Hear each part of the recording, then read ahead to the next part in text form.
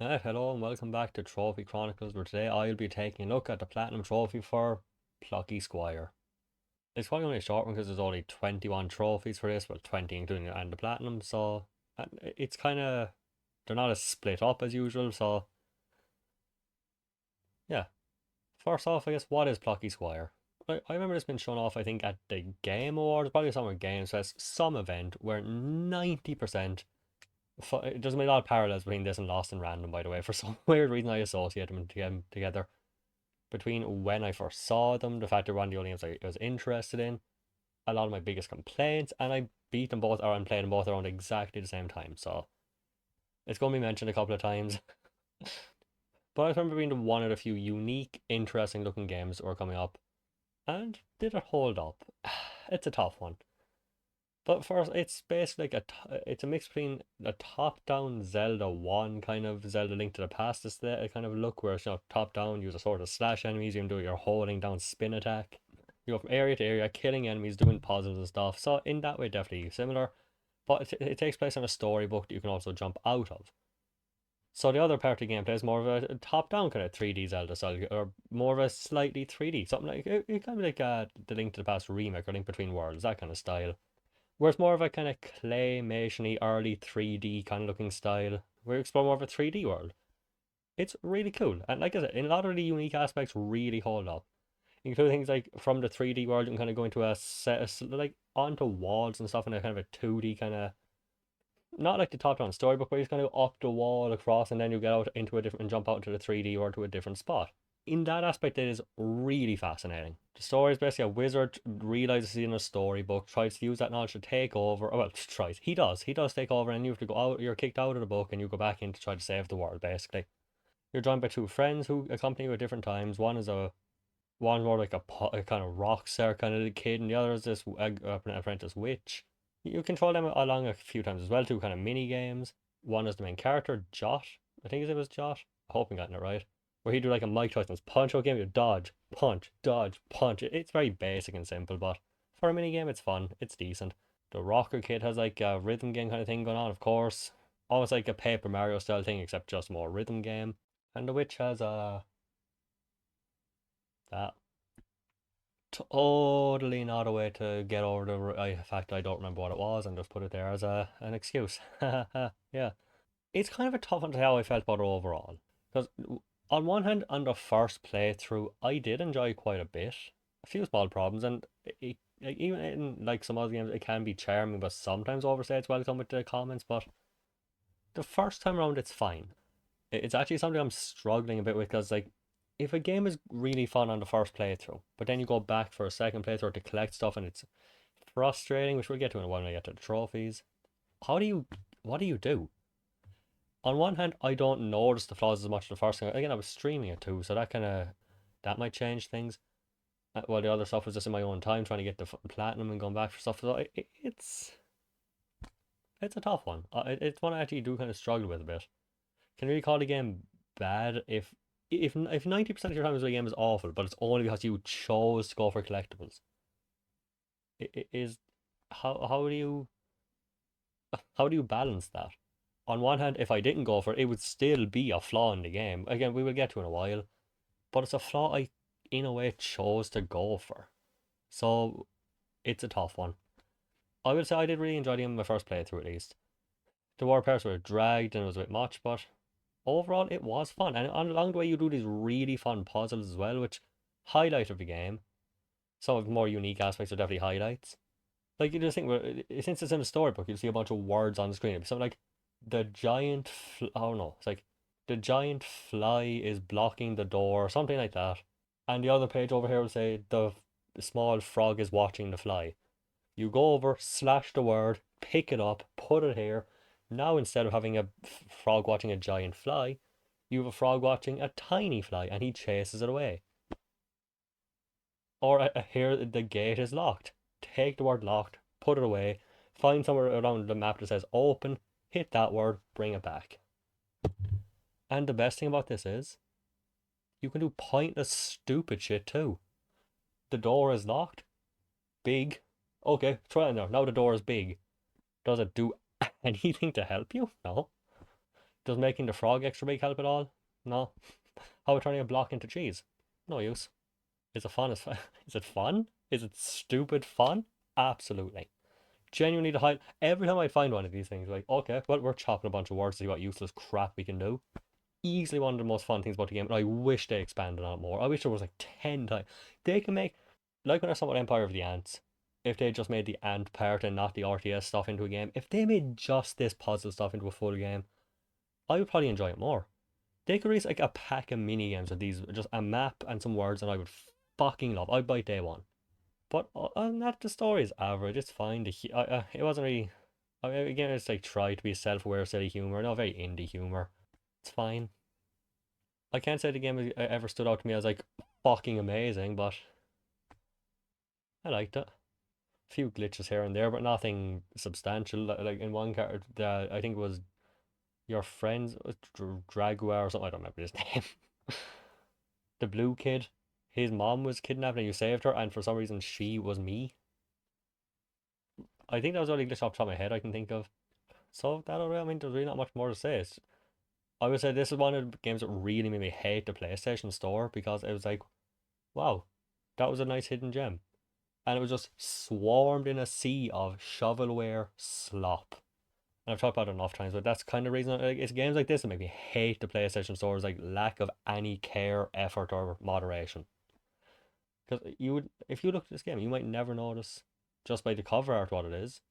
So I feel like a lot of people miss out on this just because it's things like that. Because nobody's checking every game or trailers for every game, so it could be sad. But I suppose let's just get into the trophies because, like I said, indie game, not much to say. It lasts about 8 hours to say for a first playthrough. You probably get through like 6 if you're not me, but it's decent.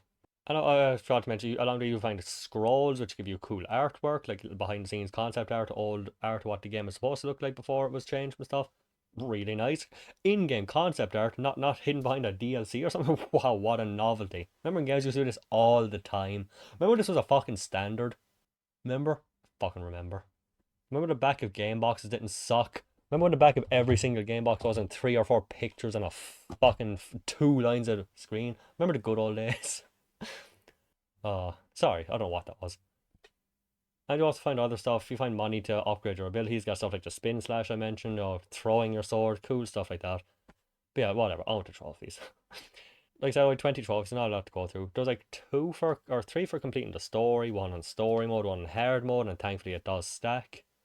It's been a long time since I've seen a game that doesn't stack. And there's like 3 or 4 more for just doing certain story bosses or events throughout the game. Probably 5 or 6.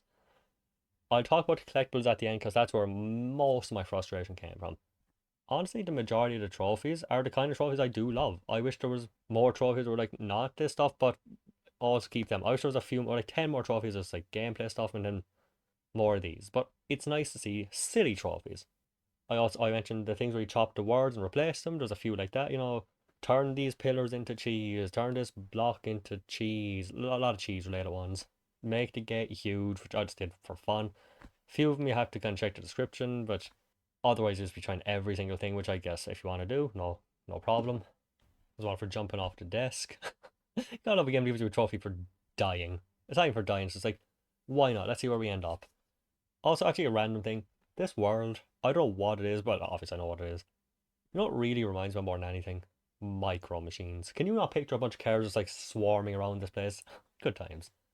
One for catching a fish on your first go, because there's a weird little mini game where it's like a fish just goes, and you just have to press A to right or exit right and grab. If you do it in your first go, not sure how they track this. If you miss it, you just have to start again. One for upgrading all your abilities, which you get for coins. You'll get that probably by the end of the game. If not, you can probably just go to a chapter, go back in 5 minutes, you probably have it. And I'm pretty sure I just summed up like 17 of the trophies, probably. Maybe 18. So, shall we get into the worst part? 2 trophies that held me back from getting this for probably an extra few weeks because I didn't want to do it. Like for a few of these things, I like to at the end of one of these, I'll be like, oh, here's a potential for the next one I will get, the next platinum I'll get. This and Lost in Random were both there for a while. I think no, this and Empire of the Ants as well, because Empire of the Ants was hard missions. This was tedious stuff, and I didn't know which one I'd do first, and I put them both off for weeks. Find all of the glitch birds, which are just a collectible. I don't remember what they give you, and find all of the scrolls for the concept art. These suck because of one simple problem that could easily have been fixed, and that's almost the most frustrating part. Again, similar to Lost in Random, checkpoint going back fucking sucks. Lost in Random was annoying because I had to go back to the beginning. But at least you just have to run through the game once, and it's not that long if you're just running through it. Plucky Squire has 50 art scrolls across like 9, 11 chapters, and as you can probably guess it's probably an easy guess what the problem is. You have to go through an entire chapter up to the point to get anything. Now, that might not sound so bad. There's like, what, 9 chapters? Game took about 8 hours, probably like at most an hour per chapter, probably less because you're doing things the first time, you're going to die a few times, you're going to have problems. Certain chapters going to be shorter, but you have to start from the beginning. There's no chapter 1, checkpoint 2, checkpoint 3. If you miss something at the end of a chapter, one scroll, you're going through a whole fucking chapter again. And unless you are dedicated, you're probably missing at least one in every level. So odds are you are running through every fucking level again to get these collectibles. You're basically playing through the whole game again, but slower. If you missed one at the start and one at the end, fuck you. You're going through the entire thing. And to add to that frustration, nothing is skippable. This is a text-based game, so you can't there's no start, skip cutscene. So every fucking conversation, there's a lot because they love fucking talking and making their jokes. You're just sitting there the whole time. Hey, come on, shut up, come on. Oh my god, oh my god. And you can't. No, it's not just that you can't skip fucking dialogue. You can't skip animations. So if your goal is they will talk to you, tell you to do this thing, jump into the spiral. Then they'll talk a bit more. Like, okay, I'll go jump into it. Walk over. No, have to go over here, kill these enemies, come back, another bunch of conversations, and oh, we have to look at this thing over here. Now we're back. It it's like Resident Evil 7, where for some reason they just thought, yeah, people are going to want to watch this anytime they want to play through the game. Let's make no animations like this skippable. It's infuriating.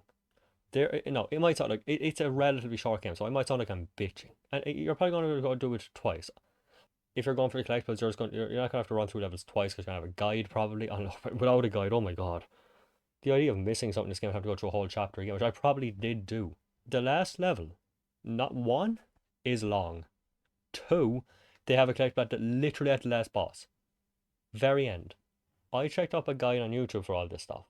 And I just out of curiosity, I checked the last level for on a Let's Play.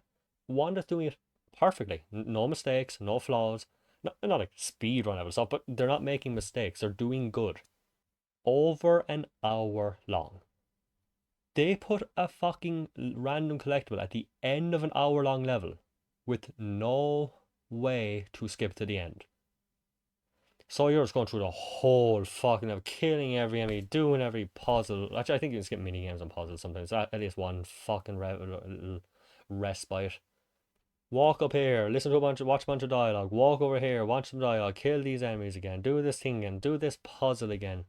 Grab this word from over here, put it back over here, and then go back over here and go back over here and wait for this to happen, wait for that to happen. Just get one fucking collectible is fucking infuriating because for some reason they couldn't think to do mission checkpoints.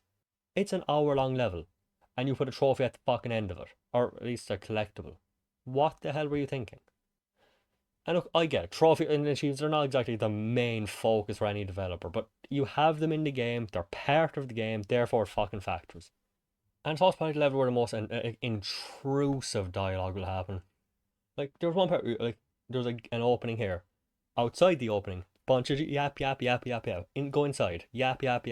Walk 2 steps forward after it's done, more yapping. And you're just like, oh my god, shut the fuck up. I'm just trying to do a thing. Please shut up. Let me just get to the end of the level. I've been here for an hour pushing through, and I think it actually froze at one point for me too, which didn't help. Or I die and I have to go back so much and just listen to all the same crap again because for some reason even after 40 or so years of game development, developers can't figure out not to repeat the same fucking dialogue after you die. Maybe someday. Even AAA, I'm not blaming this on an indie. Like, I would not mean if I was bitching about an indie one as well. This is like AAA shit too. You die in a boss fight in a game, you're listening to the entire monologue again. They can't figure out that this is fucking awful. I don't know why. After like 30, 40 years, you think at some point, someday they'll figure out that and checkpoints. Maybe. how to do them correctly. That just dragged the whole game down a lot. And I think at one point I might have gone like slightly past the scroll too, like oops. And you're just not allowed to go back there for some reason. Guess we're going through the entire fucking level, the entire unskippable dialogue, the on no chapter select kind of thing again. It's not as much of an issue when you just miss one or two like in the middle, but when you miss one at the fucking end, oh, and that was with a guide. But that's it. There's really not much to say about it. That's just my biggest frustration was going through the whole thing like that again. Because there's nothing nothing changes. At least with Lost in Random, you could go through. Even I had to go through the whole game again, but I could make a different deck. I was better at the game. I understood the combat more. Things were different-ish the first time around than the second time. In this, we're just going back with the same abilities, fighting the same enemies, and just oh, it's a pain in the ass. It really dragged down my experience. It's not even just that it's bad. It's such a tiny problem in terms of fixing. All it had to do was have checkpoints selectable, like most games would do. But for I don't know. Did they not realize that would be good? Did they know it'd be good and choose not to do it, or they did not want to do it? Who knows? But in terms of like the platinum experience, it really dragged down a lot. Let's get into the ratings because I've said what I have to say about this game. I think that's pretty much it. Before I actually go on to what I said before, the platinum rating. As a game rating for the first time around, it would have been like an 8 out of 10. If we're just on like a one playthrough thing, it is a fun game, and I probably would give it like an 8. It's charming, it's cute, and it's unique. Among a sea of games that are just pump out what appeals to the most people, the same thing, it's nice to see something unique. But yeah, for fun factor for the platinum, no, just strictly for trophies, I have to drag it down to like a 5. Because one playthrough, you're not again compared to Lost in Random, you're probably going to get a good chunk of the trophies through that. And the ones you don't get, you can just find a spot to do them. In this, you might not find a lot of the collectibles. You might find a good chunk of them. You'll find like half of them. I think I had like 20, maybe 30. In a way, the more you collect, the more frustrating it will be because unless you collect all of them in a chapter, you probably missed one near the end. You probably missed one at least three quarters of the way through. Even if you got 40, you probably missed like one near the end of each level. So back through it all. I got to go to 5. It dragged it down that much, and that was probably almost a majority, or not more, if not more of the time. At least a good half. Difficulty. I can't remember any point where this game gave me any difficulty problems. I might have died 2 or 3 times against the final boss, which actually is very Star Fox Adventures inspired by the end of it. I feels like, not actually inspired, but it reminded me of it, and I loved that game, so that helped. But overall, I don't remember anything difficult in this game at all. I don't remember any point where I was like, oh, dying, dying, dying. This is awful, awful. We give it a 3. It's maybe if you haven't played many games, it'll be difficult, but for somebody who has played even a few games, I'd say you'll be fine with this, even on normal mode. As for the time it took, relatively short. But again, most of the time probably. I wouldn't be surprised if most of the time it was just okay. I've done a thing. I'm just gonna leave it. I don't care. I'm taking a break and I just leave it on. So give or take maybe a few hours, and it was 17. Like, if you're planning to go for platinum in this game, just go through it with a guide the first time, at least for the scrolls. Because you're not going to want to go through this whole game again just watching the same shit going, shut up, shut up, shut up. As for an overall rating, I suppose, it's a tough one. A great game on the first experience. It was really tarnished by collectibles, but collectibles I don't have to go for. That is a struggle. So if you watch a movie for the first time and you absolutely love it, and then you watch it 5 more times and oh no, it sucks now. Most people aren't going to do that. How can you blame that on something else? I don't know. For the overall experience, I think I'll give it a 6. Since we'll kind of split the difference a little bit. If they can just bring it up to the standards of like 2004 and like 2006-ish, and have a checkpoint chapter option, you know what I mean, and not make me go through an entire hour-long chapter to get one fucking collectible at the end, that'd be fantastic. And let me skip cutscenes. I don't want to have to sit there just tapping X to get through an entire thing and then watch a really long animation and it's back there. Just please stop. Yeah, it's been the Plucky Squire. The next one I will have here is either going to be I won't spoil it. You see, again, I still haven't caught up to the ones I have to. I think I have 2 more. Yeah, 2 more before I'm back to having to do new stuff. So I have to get more platinums. Yeah, thank you for watching and see you. And yeah, I do, as much as I have complained about some of this, just for a one playthrough, absolutely recommend this game. It is a charming adventure that's really very retro inspired fun. Especially if you're like a fan of old Zelda games, this is a must buy. And if you happen to miss out on it because the store is clogged by garbage because Sony for some reason just doesn't give a shit, here's a little recommendation. Let me know if you've played it, what you thought, if you were the same as me with just the frustration between just the little things. As always, thank you for watching and see you for the next platinum.